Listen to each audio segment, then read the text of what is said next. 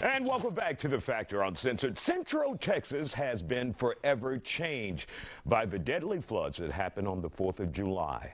Now there will be opportunity to hear from people in those affected communities. Filmmaker Sean Welling is working on a new documentary. The working title is River of Angels and will focus on firsthand accounts from survivors, first responders, civic leaders, and volunteers. Sean Welling joins us now here in the studio. Sean, what was it like to be there on the ground and to hear those stories from individuals who have been changed forever?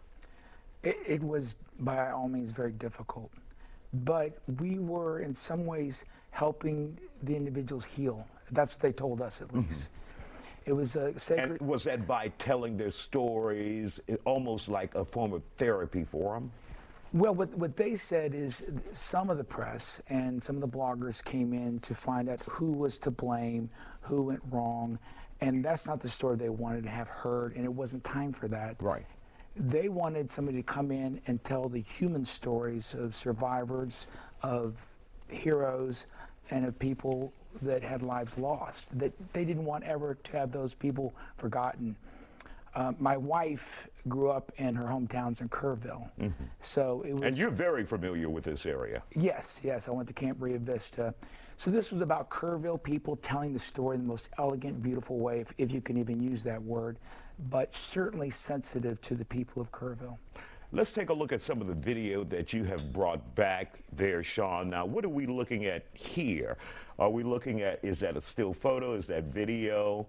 And what are you doing on the ground when how do you approach people? Because that's always a difficult situation for reporters. Yes. You know, they've just lost a family member or they've lost their homes and you're knocking at the door, can I talk to you? Yes, nobody was approached. This is all pre-set up. A producer in Kerr County really is the area, set up the interviews of the first responders, all the fire departments, every single person that really felt it was time for them to tell their story. And we are going back to now talk to other people that weren't ready, that are ready now. So what you're seeing on the footage is our first day there was plenty of water still raging through the Guadalupe. We came up, I would say, 6 to 7 days after July 4th, shortly after that. And so devastation was fresh. That was part of what we wanted to do, is be there when it was still happening and fresh in people's minds.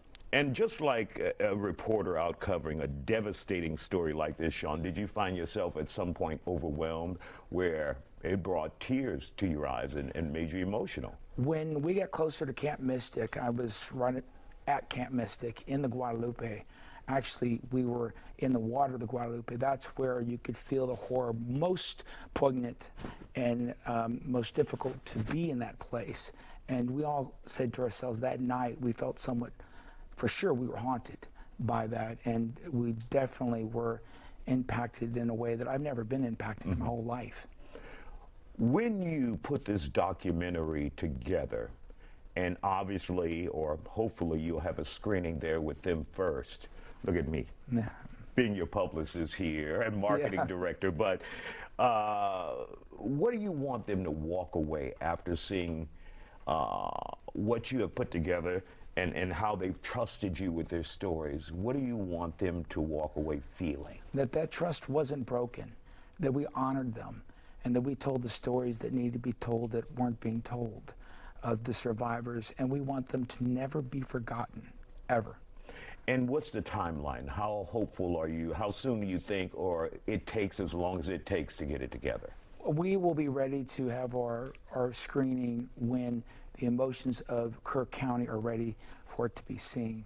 We're not going to wait around. We've already editing and getting this done. And so you're kind of waiting and judging with them and getting their opinion as well when they feel like it's right to tell their story, or to release it rather. Yeah, and they want us back up there right away. They have more for us to do.